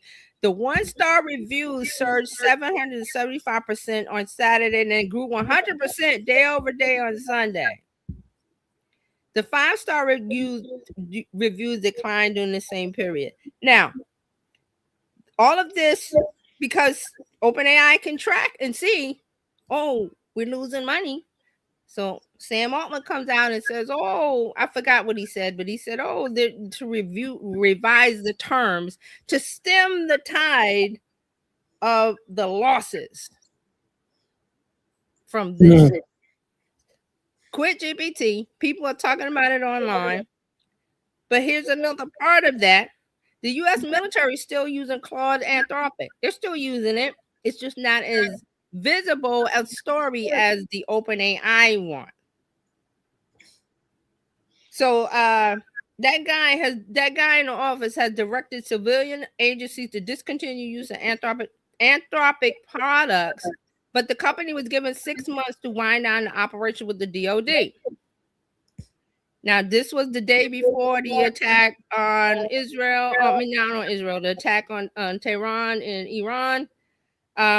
So they're still using Claude Anthropic. So people are under the assumption that Anthropic is not doing anything with the DoD, but they are, because they're giving them 6 months to wind down.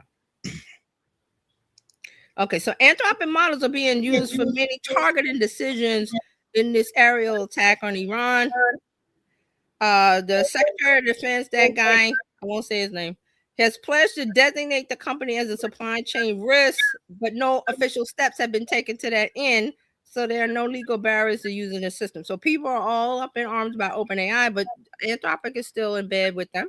So what my point is, I thought they were all riding on OpenAI. You mean a lot of them are? Yeah, you mean DOD?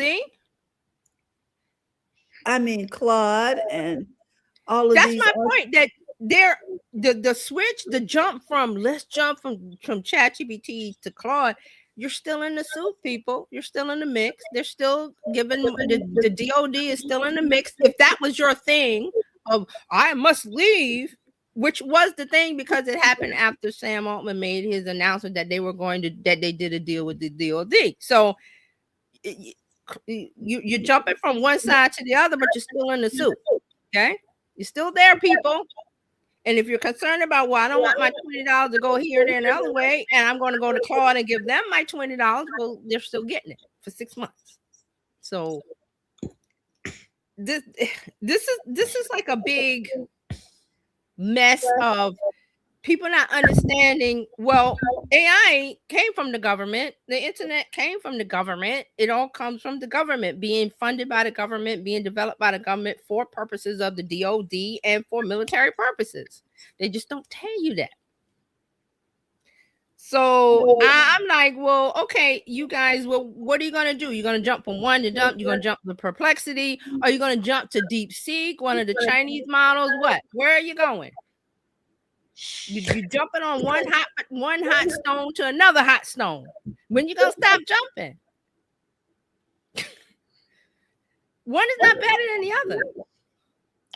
It's a perception, the marketing of, well, Claude is better than ChatGPT. To who? To you, maybe, because you're not. People are not understanding this AI tool is multifaceted. It could be anything you want it to be, but you have to Rubik's Cube, turn it, twist it, model it, shape it to what you want to you. It's a million things. One is not better than the other. It's the perception of, well, they're better because they didn't do a deal with the DOD, but yes, they did. They're still there. The hits from the aerial attack that was it Saturday? I forgot what day we woke. That was Anthropic. They used Anthropic AI for that. So how you feel about that, people? How you feel about that?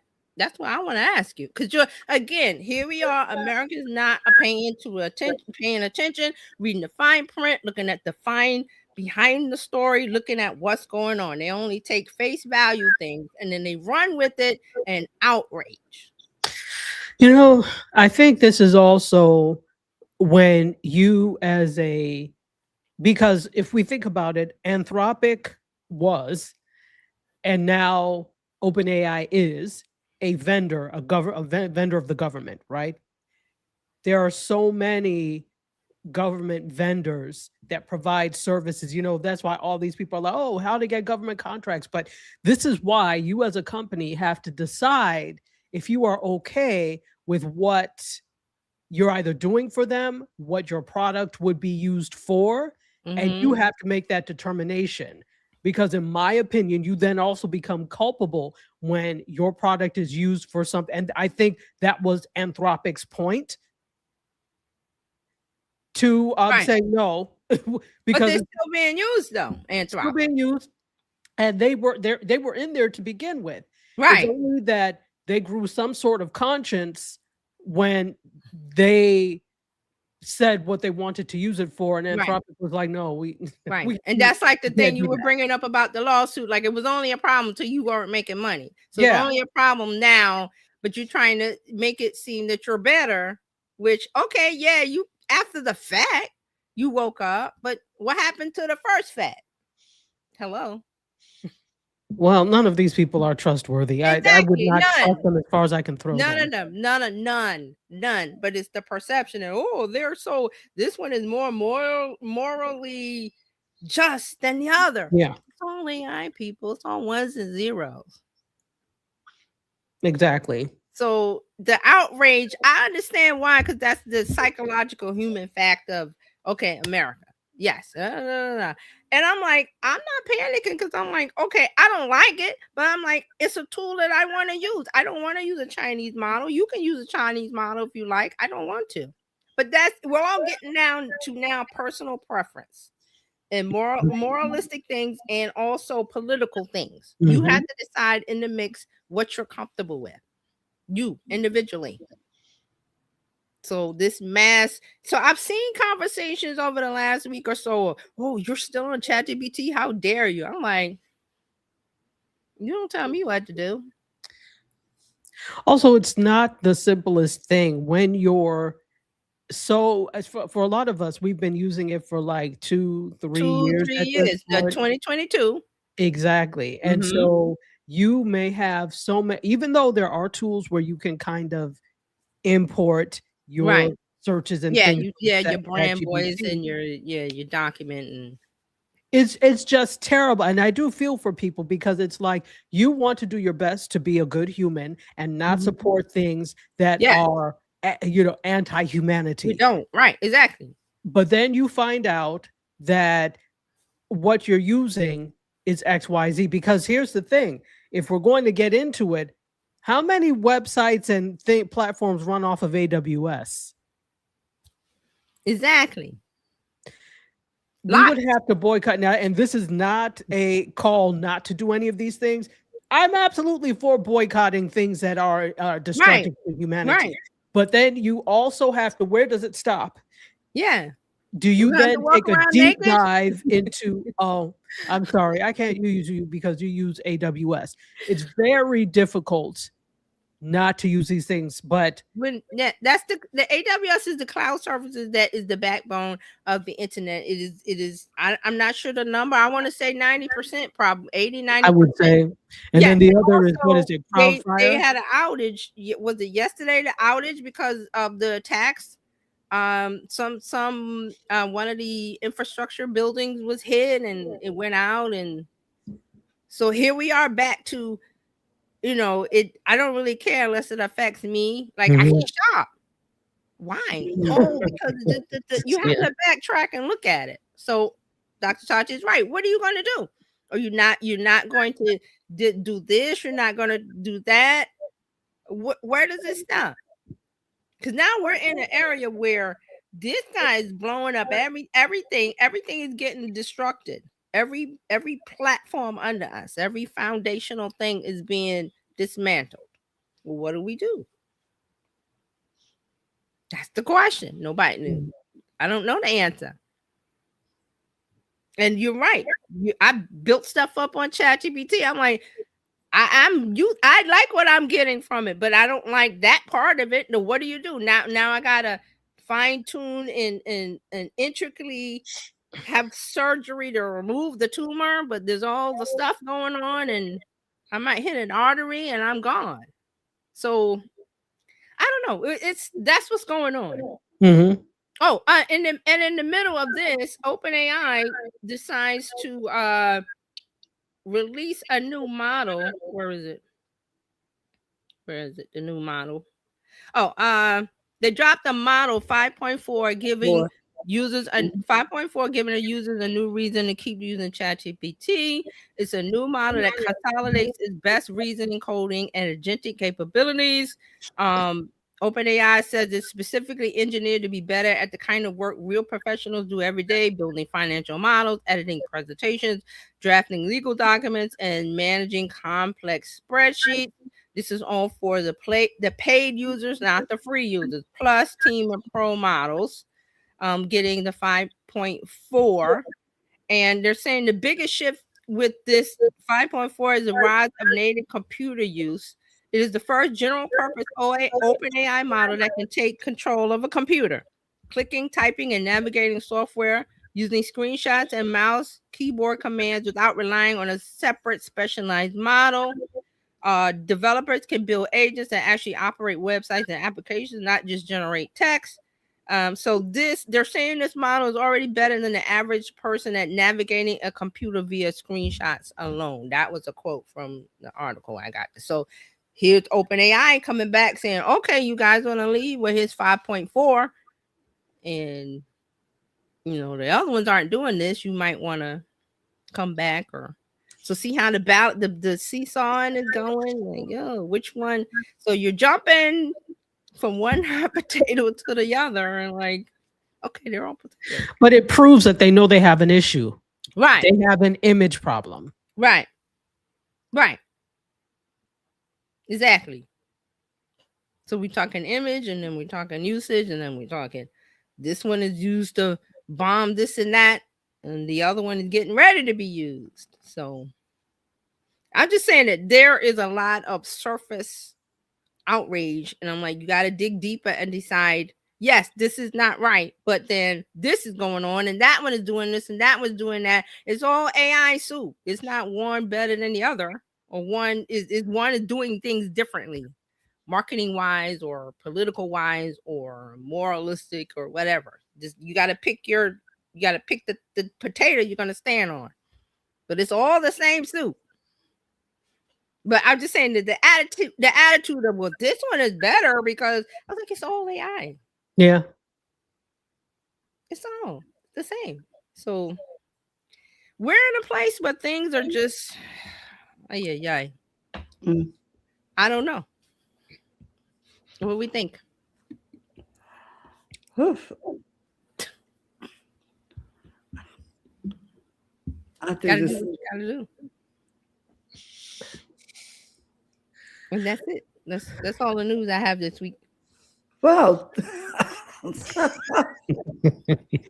okay. What can we say after that? There's nothing we can. I don't know. Okay.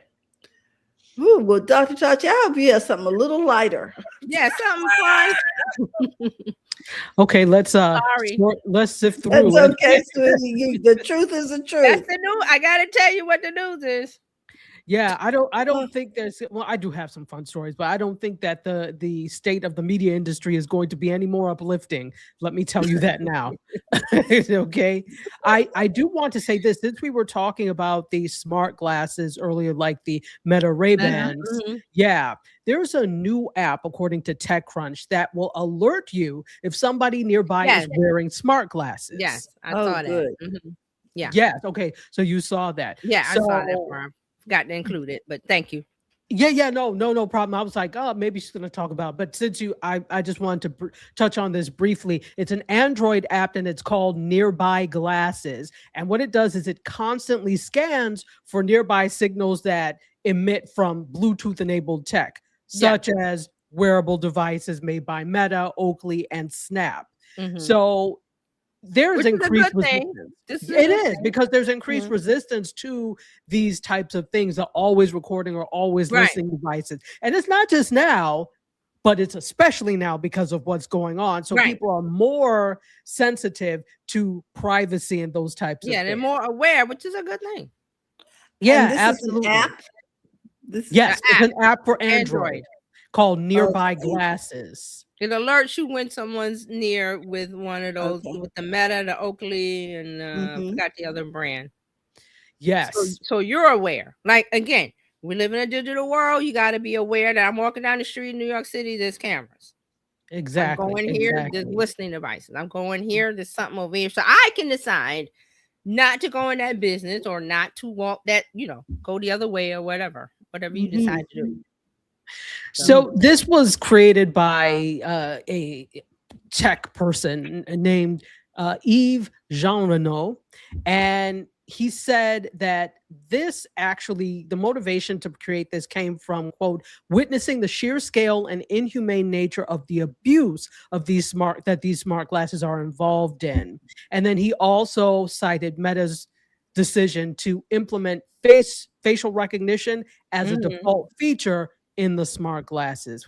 And he says, quote, which I consider to be a huge floodgate pushed open for all kinds of privacy invasive behavior. So how does this work? It works by listening for nearby Bluetooth signals that contain a publicly assigned identifier. And those are unique to the Bluetooth device's manufacturer. So if the app detects a Bluetooth signal from a nearby hardware device made by Meta or Snap, the app will send the user an alert. And the app also allows users to add their own specific Bluetooth identifiers, allowing the user to detect a broader range of wearable surveillance gadgetry. So therefore, it's not just Meta and Snap. Mm-hmm. So I think this is a good thing. It needs to happen. I mean, is it sad that we now have to counteract these things? And I would say the overwhelming amount of people are not looking to do bad with Meta glasses or things like that. Right. The problem is there is a fraction that change the narrative when it comes to these wearable devices. So you have to be prepared. So I wanted to bring that up since we were talking about this. Thank you. Mm-hmm. Absolutely. So there is, and I will put this in the chat, there is a new guide that the American Journalism Project came up with for AI in local news and for local news and editorial teams. So AI is everywhere, and we just talked about, okay, how can you believe? And especially when it comes to news, this is a big thing, because seeing is believing. And if people are not, they weren't doing their due diligence when it came to reading articles, you know, this is going to be a problem when it comes to seeing video, etc. So the American Journalism Project's Product and AI Studio has launched a new living resource called Field Guide: AI for Local Reporting. So it will be updated quarterly and is going to help news outlets navigate AI tools for local reporting, detailing what each tool does and how it's used, and then who's using it and what makes it unique. So this guide is actually built from real world experience. So journalists and reporters actually using this.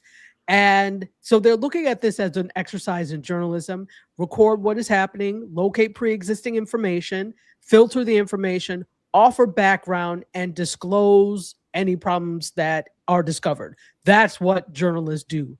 So why does this matter for local news? Because then you know how to properly use these tools, right? Yeah. So there, the guide is, I'm going to drop this link. It's basically the press release from them, and then the link to the article is in the second paragraph of this. So I think it will be useful just to know how it's being used, because even if you're not a journalist yourself, I think it is critical that you understand how journalism works. Right. Especially how now the news is being brought to us today and in this digital world we're in. Oh, good to know. Yeah, absolutely. Here, let's put it here. Okay, so I put it in the link in the chat. So anybody who's interested in seeing that, you can check it out. Okay, so let's move on. I want to talk a little bit about sports, because of course this is related to media. Let's talk about, let's talk about that after the sports. So ESPN is going to air an animated version of the Capitals versus the Rangers NHL game. Now, I'm not a hockey person, even though I grew up in hockey land, but I've never liked hockey. But it's big when you talk about hockey is kind of big here too. You would think in Florida, but no, we've won the Stanley Cup, I think, for the past 2 years. Oh, really? Okay. Yeah. Yeah, I did not know that. So I was like, how did ice hockey, become a thing here? I don't know, but they love it. And whenever they've won, like not far from me on the beach, they shut off A1A and they do a whole parade for them. Oh, wonderful. You would never know or never think about that, right? Wow. Ice, Florida. Frozen. Exactly. No, it doesn't make frozen sense. Stuff and that's a disconnect for me. Yeah, go ahead.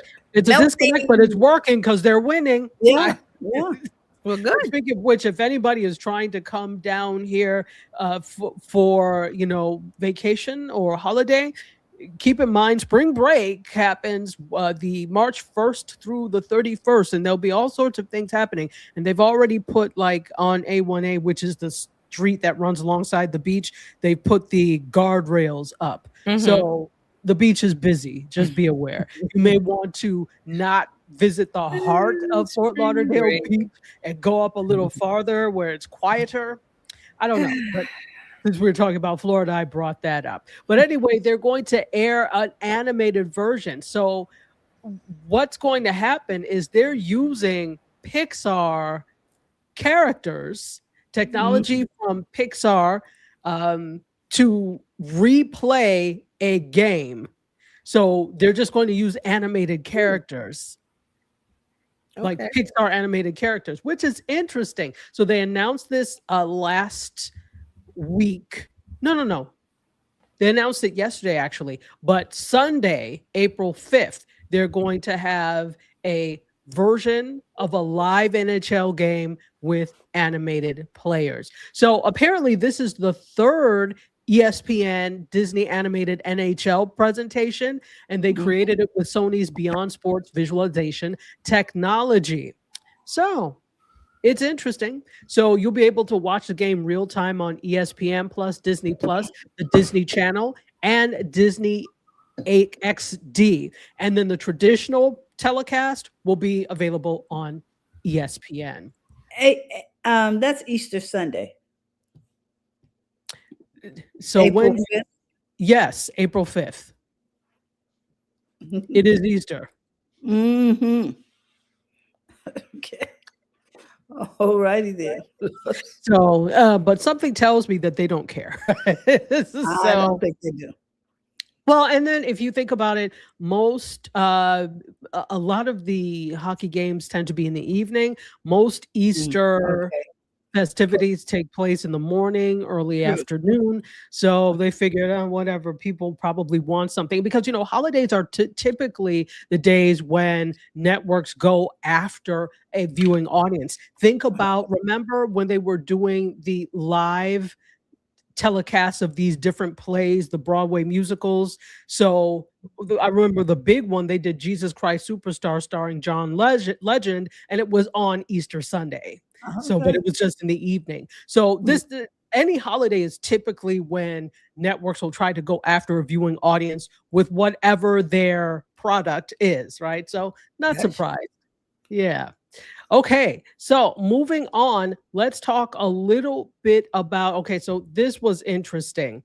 I found this very interesting. Did you hear about this with the Atlanta Hawks and Magic City? No, what's going on? So Magic City is their strip club. Okay, let's just be real. Oh, okay. It is Magic City is I guess an Atlanta institution, and they were going to do, or they still are doing, a Magic City night with the Atlanta Hawks. So, but they had a whole thing, but nobody ever said that it was a strip club, right? So they're doing some merch and all this type of thing, which to somebody outside of Atlanta probably doesn't mean a whole lot of stuff. So, okay, Magic City, until you find out what it is. And so the Luke Cornett, who plays for the Spurs, wrote a blog post asking Atlanta to cancel this event with a strip club. Yeah, which is going to be sometime later this month. So it's him, and I think there are some other NBA players who have pushed back on this. So it's March 16th that it's happening. So the Hawks announced last week that the game against the Magic will be preceded by a celebration of Atlanta's, I quote, iconic cultural institution, Magic City. How do you say that with a straight face? But okay. So the press release said, prior to the game, the Hawks' principal owner, filmmaker, and actor Jamie Gertz will present a special introduction of the Hawks AF podcast. So last year, they said Magic City celebrated 40 years with a 5-part Stars docuseries, Magic City and American Fantasy. And that was produced by Jamie Gertz. Now, if you don't know Jamie Gertz, yeah, she's an actor, but you'll remember her from a lot of different movies, but I remember her specifically from Square Pegs with Sarah Jessica Parker. When I was little, I used to watch that, but it was only on for like one season. So she produced this docuseries on Magic City, but the press release left out the part that it was a strip club. So that's when Luke Cornett from the Spurs published this blog this week taking issue with the fact. He said, I'll give a little bit of this. I would like to respectfully ask that the Atlanta Hawks cancel this promotional night with Magic City. The NBA should desire to protect and esteem women, many of whom work diligently every day to make this the best basketball league in the world. We should promote an atmosphere that is protective and respectful of the daughters, wives, sisters, mothers, and partners that we love. He said, allowing this night to go forward without protest would reflect poorly on us as an NBA community, specifically in being complicit in the potential objectification and mistreatment of women in our society. So the interesting thing is there's lots of conversation around this, with many people saying, yes, I agree with his take on it. But then there are some people, I mean, and a lot of the comments have been ill-informed, and a lot of them are on X, saying like, oh, well, this is part of Atlanta culture. And so if you're not from here, you wouldn't understand that type of thing. So, but people are like, since when has strip clubs been part of Black or Atlanta culture? It's a business and an institution that's been there, but to now legitimize it. And this is the other thing. People are saying, well, sex work is work.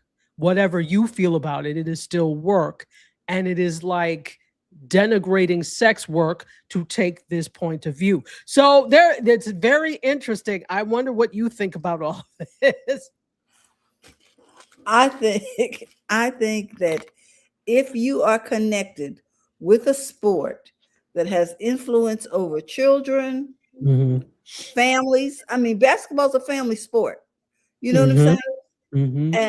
And young people who want to emulate you, then you want to make sure that you have an image that is conducive to being emulated.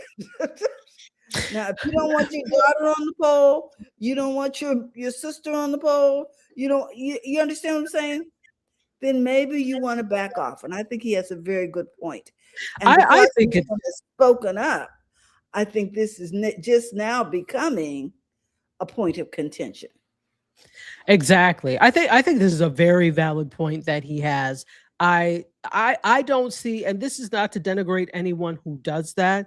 If that's what you do and that's what you choose to do, that's fine. But again, to your point, if that's not something that you want to see your daughter, your niece, whoever do, or your profession connected to, exactly. As a player. So why would you then allow that? Because kids actually do go to these games whereas they're not going to be there performing. But the point is, you're doing this night to kind of honor that. To promote. Exactly. And I think if that's something you want to do it someplace else. And he's right. You can't in one breath talk about how we want to prop this up and you're making money off of the WNBA, but in the other breath, you're then, let's do a Magic City night. What? How would people be comfortable with that? Even though they're not performing there, but people who are from Atlanta know what Magic City is. So it's a branding issue. It really is. It really is. Connecting your brand. What are you connecting your brand to? Exactly. So that's what's happening in sports. Let's talk a little bit about the Bradys and the Brady Bunch. The Brady Bunch house, which has been used in exterior shots for the Brady Bunch, has gotten LA landmark status. What? Okay. Yes. So again, we all know what that Brady Bunch house. It's a mid-century modern home, which, by the way, I watch a lot of, older TV, and I was watching Mannix, and every once in a while, I'm like, that's the Brady Bunch house. So again, they have the house they use for the exterior shots, and then they use the set. I'm like, you couldn't have changed something else. We could tell this is the Brady Bunch house, but okay. Can we get some new furniture? Can we get it? Thank you. Different color curtains, something. And the thing is, the architecture is so stark on that set that you can tell right away what it is. You know, they didn't even bother. The staircase is the same, the stone. So there's not a whole lot you could do with something that specific. But the LA Council voted unanimously on Wednesday to designate the quote Brady Bunch house in the San Fernando Valley as a historic cultural monument. So that actually grants protections to the house, and the house is on Dilling Avenue. And if you didn't know, the Brady Bunch ran from 1969 to 1974. I thought it feels like it was so much longer, but I guess because it was such a cultural institution and there's like a cult following and they had spin-offs and all of that stuff, that's why. So it's very interesting that it has protected status. And I'm wondering, you know, what's going to come and what they're going to do with this. Well, yeah. Of course, it's going to, at some point, you're going to have to pay to go in and see it. It's going to become a tourist attraction. Yes. Now, I don't know. The thing is, I don't know. It doesn't mention whether or not there's anybody living there now. So I don't know, because it was a house, right? Somebody's house. But they've actually built a replica, or they have a replica of that house. So I don't think they redid the inside, or no, maybe they redid the inside of that house. I remember them doing that to look like the Brady house. So maybe nobody lives there and it is a museum at this point. Okay, so I would think so too. The Bear, if you are familiar with the Juggernaut show. I never watched that. I keep seeing ads for it and all of that.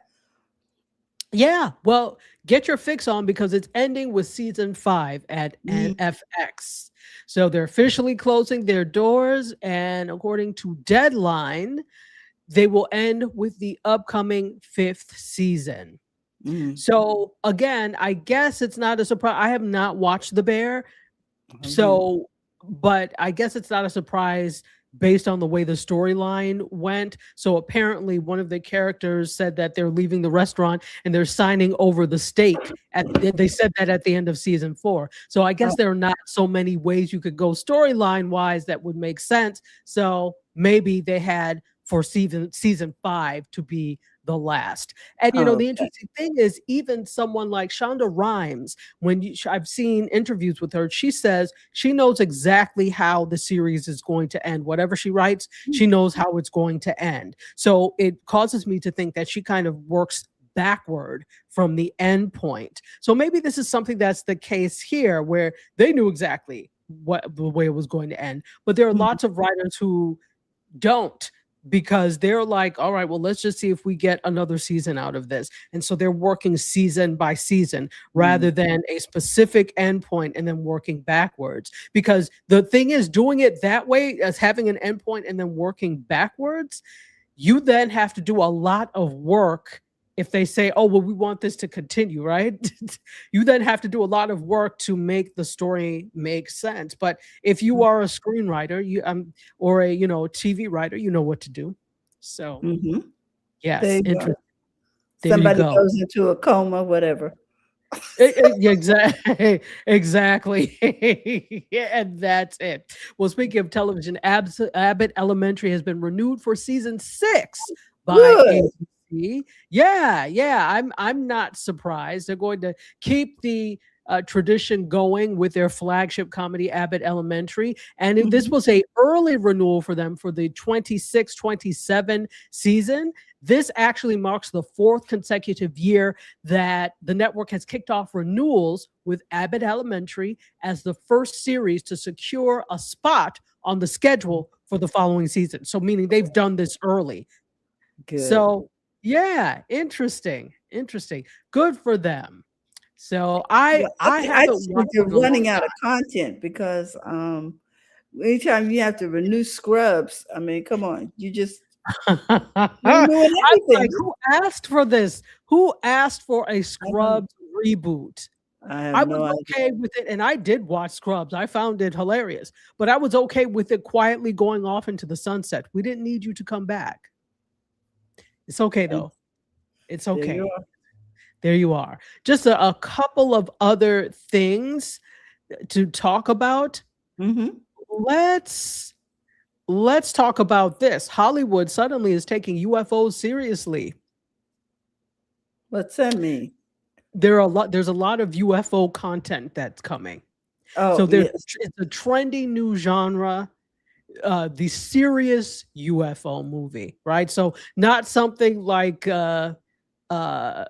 what is it, Escape from Planet 9 or whatever, these things that are like really campy. They're looking seriously as things. So there's an invasion of products across the narrative and documentary space that explore the topic of UFOs, otherwise known as unidentified flying objects, or now they call them UAPs, unidentified aerial phenomena. Oh, come on. Yeah, I know. They're still UFOs. Exactly. They're trying to make it sound more classy than what it is. So there are some prestige films from Steven Spielberg, Top Gun Maverick, and also Top Gun Maverick director Joseph Kosinski coming. So we already know that we have, in fact, here's the thing. One of the first very popular films, and I always give this to my students, my film students to watch, is A Trip to the Moon. It was a silent film, and it was made in 1920 something. And it was really exploring someone taking a trip to the moon and meeting up with moon people, or, not Martians, because that's Mars, but moon people. So there's always been an interest in space exploration from a filmmaking point of view. Obviously, we have come so much farther than the cheesy trip to the moon. But there is a renewed interest in this, which is a really interesting. So let's talk about some of the latest projects. Producer and podcaster Bryce Zabel has just packaged a film with UTA that's billed as the, quote, most grounded, historically anchored look at the 1947 Roswell incident, which is, I don't know the whole thing with it, but the Roswell incident, it has to do with like UFOs. So interesting. So it's called Unidentified, and it's fact-based across 3 timelines. The 1947 incident where the U.S. Air Force announced and then quickly retracted that they had discovered a flying disc. Also a 1990s narrative focusing on Roswell's investigators racing to secure testimony from witnesses, and now a present-day murder mystery looking into mysterious deaths surrounding the incident. So this is not the only one. There are others. There's even a new reboot of the X-Files in the works from Hulu, with Sinners writer-director Ryan Coogler. So this is the new trendy genre. Now, I ask myself, are we kind of grasping at straws? Because you talked about no new content. Now they got to leave the planet to entertain us. What is it? I myself am not interested in this. I think some people may be, but Hollywood consistently gives you who asked for this moments. Yeah, I'm not really a person who's interested in, UFOs and all of that stuff. Now, I'm a huge sci-fi fan. I would not pay to see that. I won't. I'm a huge sci-fi fan, but the UFO genre does not appeal to me.